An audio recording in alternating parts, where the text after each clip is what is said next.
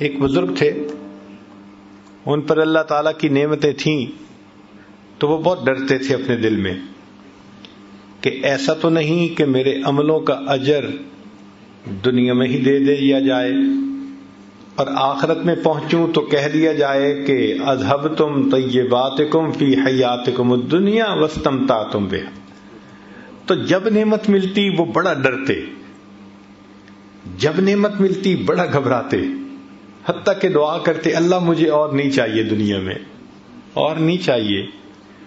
کئی مرتبہ دعا مانگی، لیکن جتنا دعا مانگتے اتنا زیادہ ملتا، اتنا زیادہ ملتا۔ تو ایک مرتبہ یہ کہنے لگے اللہ جب میں آپ سے عرض کرتا ہوں کہ مجھے اور نہیں چاہیے، آپ مجھے کیوں نعمتوں سے نوازتے ہیں؟ تو دل میں الہام ہوا میرے بندے جب تک تو نعمت کا شکر ادا کرنے سے باز نہیں آئے گا ہم تمہیں اپنی نعمتوں کے نوازنے سے باز نہیں آئیں گے۔ تو نعمتوں کا شکر ادا کرتا رہتے ہیں، ہم دیتے رہتے ہیں، تو رکے گا تو ہم رکیں گے نا۔ سبحان اللہ۔ تو یہ تو رسی ہمارے ہاتھ میں اللہ نے پکڑا دی، شکر ادا کرو، دیکھو نعمتیں کیسے بارش کی طرح تمہارے اوپر آتی ہیں۔ تو اللہ تعالیٰ کی نعمتوں کا شکر ادا کرنا۔ دوسری بات فرمائی کہ بلا کی زینت صبر کرنے میں ہے۔ انسان کے اوپر مختلف حالات آتے ہیں، یہ زندگی خوشی اور غم سے مل کر بنی ہے، ایک ہی کام سب کو کرنا ہے، یعنی جینا ہے اور مرنا ہے۔ رہ گئی بات رنج و راحت کی، یہ فقط وقت کا گزرنا ہے۔ تو رنج و راحت یہ چلتا ہے زندگی بھر، کبھی یہ حال ہے کبھی وہ حال ہے۔ تو انسان کے اوپر اگر غم کا حال آ جائے، بلا آ جائے، تو بے صبری نہیں کرنی چاہیے، اس لیے کہ بے صبری کرنے سے وہ بلا ٹلتی تو ہے نہیں، جو ثواب ملنا ہوتا ہے بندہ اس ثواب سے بھی محروم کر دیا جاتا ہے۔ تو بلا کی زینت صبر کرنے میں ہے۔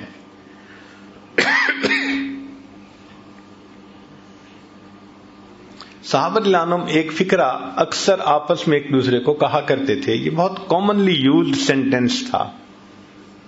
فرماتے تھے استقبال المصائب بالتجمل، کہ اگر مصیبتیں آئیں تو اچھے انداز سے ان کا استقبال کرو، جیسے مہمان کا استقبال کرتے ہو نا۔ اللہ اگر ایسے حالات بھیجے تو ان حالات کا بھی خوشی سے استقبال کرو۔ استقبال المصائب بالتجمل ومواجہۃ النعم بالتذلل۔ اور اللہ تعالیٰ اگر نعمتوں سے نوازے تو عاجزی سے ان نعمتوں کا استقبال کرو۔ استقبال المصائب بالتجمل ومواجہۃ النعم بالتذلل۔ جب اللہ نعمتیں عطا کرے تو عاجزی اختیار کریں، اللہ بلا بھیجے تو اس کے اوپر اچھے انداز سے اس کا استقبال کریں۔ کیوں کہ یہ مصیبتیں آتی ہیں بسا اوقات ہمارے لیے فائدے مند بن کر۔ وہ کیسے؟ کہ انسان غافل ہو جاتا ہے، بھول جاتا ہے اپنے پروردگار کو، اللہ کے در سے دور چلا جاتا ہے، اور اللہ رب العزت نہیں چاہتے کہ میرے بندے مجھ سے دور جائیں، تو اللہ تعالیٰ پھر اس کی طرف پریشانیاں بھیجتے ہیں، مصیبتیں بھیجتے ہیں۔ جب پریشانی آتی ہے، مصیبت آتی ہے تو خدا یاد آتا ہے، پھر خدا کے گھر آتے ہیں۔ کاروبار میں اونچ نیچ ہو جائے، جو 5 نمازیں بھی نہیں پڑھتا تھا وہ اب بیٹھا ہوا تہجد بھی پڑھ رہا ہے، وہ اب تسبیح بھی کر رہا ہے، اور جی کاروبار میں کچھ پرابلم ہو گیا۔ تو مصیبتوں اور پریشانیوں میں آ کے انسان اللہ کی طرف رجوع کرتا ہے، تو اللہ تعالیٰ بس اوقات پریشانیاں بھیجتے ہیں بندے کو اپنے در کی طرف متوجہ کرنے کے لیے۔ پاک ہے وہ پروردگار، ذرا توجہ سے بات سنیے گا، پاک ہے وہ پروردگار جو اپنے غافل بندوں کو پریشانیوں کی رسیوں میں جکڑ جکڑ کر اپنے در کی طرف واپس کھینچ رہا ہوتا ہے۔ یاد رکھیں، خوشیاں سلاتی ہیں اور غم جگاتے ہیں۔ خوشیاں سلاتی ہیں اور اگر یہ غم نہ ہوتے پتہ نہیں ہم کس حال میں ہوتے۔ تو اللہ تعالیٰ یہ حالات چھوٹے موٹے بھیجتے رہتے ہیں کہ بندے ذرا متوجہ رہیں، غفلت میں نہ جانے پائیں۔ اس لیے اللہ والوں کا یہ دستور ہے کہ غم کے حال میں وہ زیادہ خوش ہوتے ہیں، نعمت کے حال میں ڈرتے گھبراتے ہیں، غم میں زیادہ خوش ہوتے ہیں۔ اس لیے کسی نے عجیب بات کہی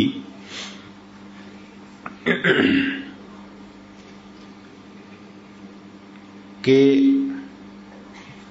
سکھ دکھاں تو دیواں وار، دکھاں آن ملائم یار، میں ان سکھوں کو دکھوں پہ قربان کر دوں، ان دکھوں نے مجھے میرے یار سے ملا دیا۔ اچھا یہ بھی ہو سکتا ہے کہ آپ نے یہ بلائیں مصیبتیں خود مانگی ہوں۔ آپ حیران ہوں گے کہ بلائیں مصیبتیں تو کوئی نہیں مانگتا، ہو سکتا ہے ہم نے مانگی ہوں۔ وہ کیسے؟ متوجہ ہو ذرا۔ ہم نے دعا مانگی، اللہ قیامت کے دن اپنے حبیب صلی اللہ علیہ وسلم کے ہاتھوں حوض کوثر کا جام عطا فرما دینا، اور اللہ نے دعا قبول کر لی، مگر عمل تو ایسے ہیں نہیں۔ دعا قبول ہو گئی تو کیسے ملے گا وہ جام؟ تو پھر اللہ تعالیٰ ایسے بندے کی طرف کچھ چھوٹی پریشانیاں، کچھ مصیبتیں، کچھ حالات بھیج دیتے ہیں۔ اگر وہ بندہ ان حالات پہ صبر کرتا ہے، اس کو بہانہ بنا کر اللہ اس کو یہ نعمت عطا فرما دیتے ہیں۔ آپ نے دیکھا ہوگا کہ بچہ جب اپنے آپ کو گندا کر لیتا ہے تو ماں اس کو پھر دھوتی ہے، نہلاتی ہے۔ اب بچے کی رونے کی آوازیں آ رہی ہیں تو آپ پوچھیں بچہ کیوں رو رہا ہے؟ اس کی ماں کدھر ہے؟ جی ماں پاس ہی تو ہے۔ تو اس کو چپ کیوں نہیں کروا رہی؟ ماں ہی تو رلا رہی ہے۔ تو وہ کہے گا ماں تو بچے کو نہیں رلاتی۔ تو جواب ملے گا جی بچہ گندا ہو گیا تھا، وہ اس کو دھو کے اس کو محبت کی وجہ سے گندا نہیں دیکھ سکتی، وہ اس کو دھو کے صاف ستھرا کر کے سینے سے لگانا چاہتی ہے۔ اللہ تعالیٰ بھی اپنے بندوں کو گناہوں کی نجاست میں لچھڑا نہیں دیکھ سکتے۔ جب بندے ایسے کر بیٹھتے ہیں، فرمایا ما اصابکم من مصیبت فبما کسبت ایدیکم، ہاتھوں کی کمائی ہوتی ہے تو ہم پھر مصیبتیں بھیج کے میرے بندوں تمہیں پاک صاف کر لیتے ہیں تاکہ ہماری رحمت سے تمہیں حصہ نصیب ہو سکے۔ نعمت کی زینت شکر کے ادا کرنے میں اور بلا کی زینت صبر کرنے میں ہے۔ اور تیسری بات فرمائی کہ محسن کی زینت احسان کو نہ جتلانے میں ہے۔ اگر ہمیں کسی کے ساتھ بھلائی کرنے کا اللہ موقع عطا فرما دے تو ہمیں چاہیے کہ جتلائیں نہ۔ کیوں؟ نیکی کر دریا میں ڈال۔ اگر جتلا دیا تو وہ نیکی کا بدلہ مل گیا۔ فرمایا لا تبطلوا صدقاتکم بالمن والاذی، تم اگر صدقات بھی دیتے ہو تو ان کو احسان چڑھا کے ضائع مت کرو۔ ہمارے مشائخ دائیں ہاتھ سے اس طرح نیکی کرتے تھے کہ بائیں ہاتھ کو پتہ نہیں چلا کرتا تھا، اور آج ہمارا بالکل وہی حال ہے۔ ہم دائیں ہاتھ سے اس طرح گناہ کرتے ہیں کہ بائیں ہاتھ کو پتہ نہیں چلنے دیتے۔ تو جس طرح ہم گناہوں کو چھپا لیتے ہیں، ہمارے مشائخ نیکیاں کر کے ان کو اس طرح چھپا لیا کرتے تھے۔ امام اعظم ابو حنیفہ رحمۃ اللہ علیہ گرمی کے موسم میں سخت دھوپ کے اندر کھڑے ہیں، پسینہ آ رہا ہے.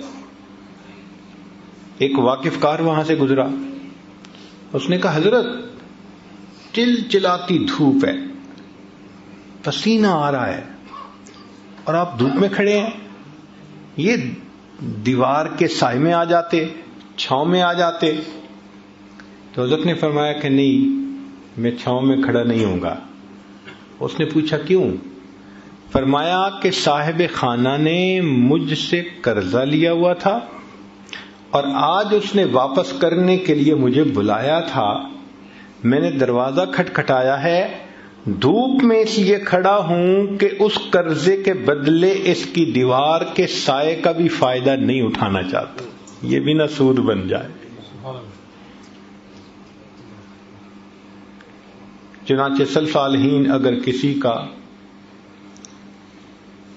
بھلا کرنا چاہتے تھے، خدمت کرنا چاہتے تھے، تو رات کو ان کے دروازے کھول کے جو سامان ہوتا تھا ان کے گھر کے اندر ڈال کے اور اوپر پیغام دے دیتے تھے کہ یہ تمہارے لیے فلاں ہے. اور اس لیے ایسا کرتے تھے کہ یہ بھی پتہ نہ چلے کہ ہمارے ساتھ یہ بھلا کس بندے نے کیا ہے. چنانچہ سیدنا صدیق اکبر لانو کا زمانہ خلافت ہے. عجیب واقعہ ہے.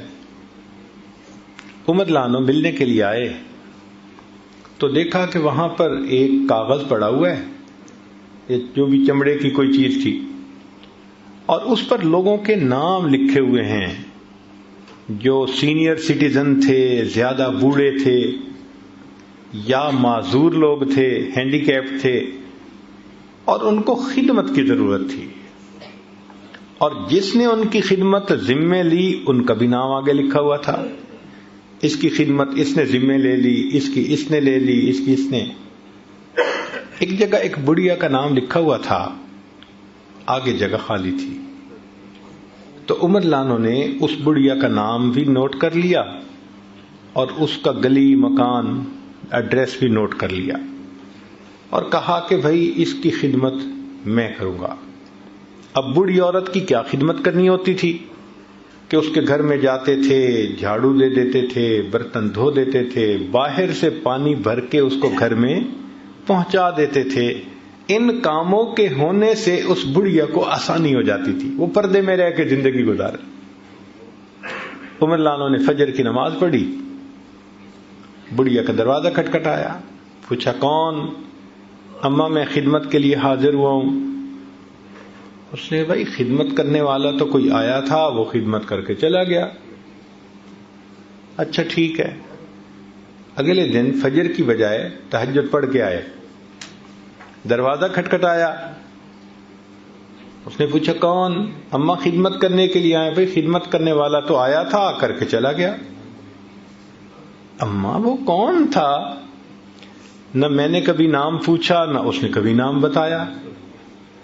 اماں اس کا قد کاٹ کیسا تھا، شکل کیسی تھی؟ بھائی وہ جب آتا تھا تو دروازے سے کہتا ہے پردہ کر لو، میں کمرے میں چلی جاتی ہوں. وہ سارے کام کر کے جاتے ہوئے بتا دیتا ہے جی پردہ ختم ہو گیا، دروازہ بند کر کے چلا جاتا ہے. آج تک میں نے اس کی شکل بھی نہیں دیکھی. عمر لانو بڑے حیران ہوئے، یہ کون جواں مرد ہے، خدمت بھی کرتا ہے تو ایسے کہ پتہ بھی نہیں چلنے دیتا، اور تہجد کے وقت خدمت ہو چکی. وہ بھی عمر بن الخطاب تھے. اب اگلے دن عشاء کی نماز پڑھ کے وہ آئے اور بڑھیا کے گھر کے قریب کسی جگہ اوٹ میں بیٹھ گئے کہ میں دیکھتا ہوں کون آتا ہے. فرماتے ہیں کہ جب رات گہری ہو گئی، پن ڈراپ سائلنس، ہاتھ بھی بندے کو نہیں دکھائی دیتا تھا، اتنا اندھیرا ہو گیا. اس وقت میں نے دیکھا کہ ایک آدمی آہستہ آہستہ چلتا ہوا اس بڑھیا کے گھر کے دروازے کے قریب پہنچ رہا ہے.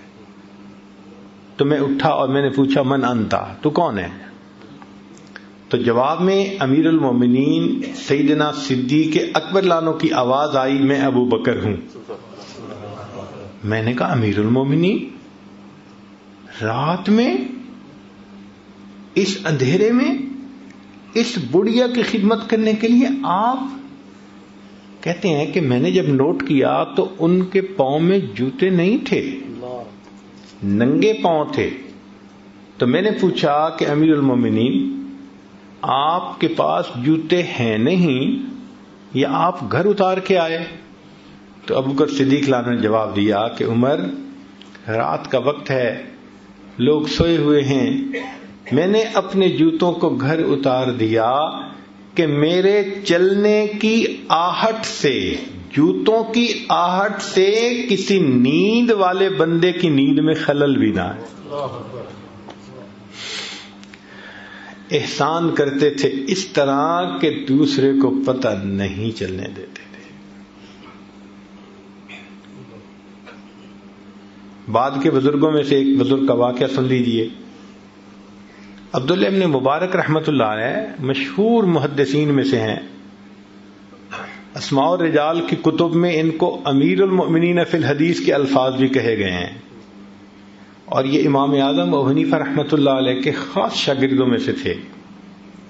جب جاتے تھے تو امام احمد بن حنبل رحمۃ اللہ علیہ اپنی جگہ سے اٹھ کر ان کو اپنے مصلی پہ بٹھاتے تھے اور فرماتے تھے کہ مشرق اور مغرب کے عالم ہمارے پاس آ گئے. ایسی اللہ نے شان عطا کی تھی.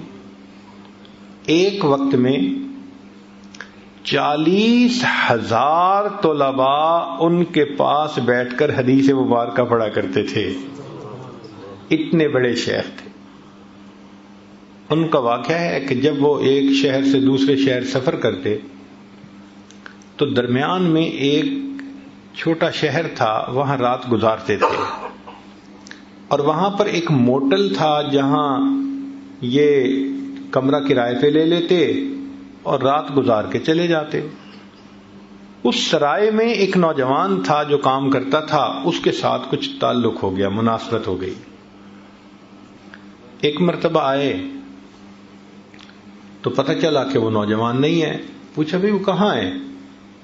لوگوں نے کہا کہ حضرت اس کے اوپر تو ایک آفت آ گئی کہ اس نے کسی سے پیسے ادھار لیے تھے اور واپس کرنے کی ایک ڈیڈ لائن دی تھی، اور وہ اپنی ڈیڈ لائن پہ واپس نہیں کر سکا، اور اس بندے نے پولیس کو انفارم کر دیا تو پولیس نے اس کو پکڑ کے جیل میں بند کر دیا کہ پیسے ادا ہوں گے تو تمہیں ریلیز کریں گے. تو وہ بیچارہ تو جیل میں ہے. اب عبداللہ ابن مبارک رحمۃ اللہ یہ سن کے خاموش ہو گئے. جب صبح ہوئی تو سیدھا پولیس چیف کے پاس اس کو جا کر ملے. بھائی ایک ایسا نوجوان آپ کے حوالات میں ہے. اس نے کہا ہے. وہ کیسے چھوٹ سکتا ہے؟ اس نے کہا سو سمپل کہ جن کے پیسے ادا ہونے ہیں وہ ادا ہو جائیں تو میں اس کو چھوڑ دوں گا. اس نے کہا کوئی اور ادا کر سکتا ہے؟ اس نے کہا بھائی میری طرف سے کوئی ادا کر دے، حق والوں کو حق ملنا چاہیے، میں اس کو چھوڑ دوں گا. فرمانے لگے کہ اس کے پیسے میں ادا کرتا ہوں مگر ایک شرط کے ساتھ. اس نے کہا کون سی شرط؟ کہنے لگے کہ شرط یہ ہے کہ تم نے کسی پر میرا نام ظاہر نہیں کرنا. یہ احسان ہوتا ہے، پتہ بھی نہ چلنے دینا. چنانچہ عبداللہ ابن مبارک رحمۃ اللہ نے پیمنٹ کر دی اور چلے گئے اس شہر سے. بعد میں پولیس چیف نے اس نوجوان کو جب ریلیز کر دیا تو اس کو اتنا پتہ چلا بھائی کسی نے تمہارا قرض دے دیا ہے. کس نے دیا اس کا پتہ نہیں چلا. وہ نوجوان واپس آ گیا. اس کے بعد سال میں کئی مرتبہ آپ اسی جگہ گزرتے، قیام کرتے، وہ نوجوان آپ کو اپنا واقعہ سناتا. میں قید ہو گیا تھا، کسی نے قرضہ ادا کر دیا، پھر میں چھوٹا. حضرت خاموشی سے واقعہ سن لیتے تھے. پوری زندگی اس نوجوان کو یہ نہ بتایا کہ تمہارا قرضہ میں نے ادا کیا تھا. جب حضرت کی وفات ہوئی تو پھر پولیس چیف نے اس نوجوان کو ڈسکلوز کیا کہ تمہارا قرضہ عبداللہ ابن مبارک نے ادا کیا تھا. تو ہمارے اکابر احسان کر کے جتلاتے نہیں تھے، پتہ بھی نہیں چلنے دیتے تھے.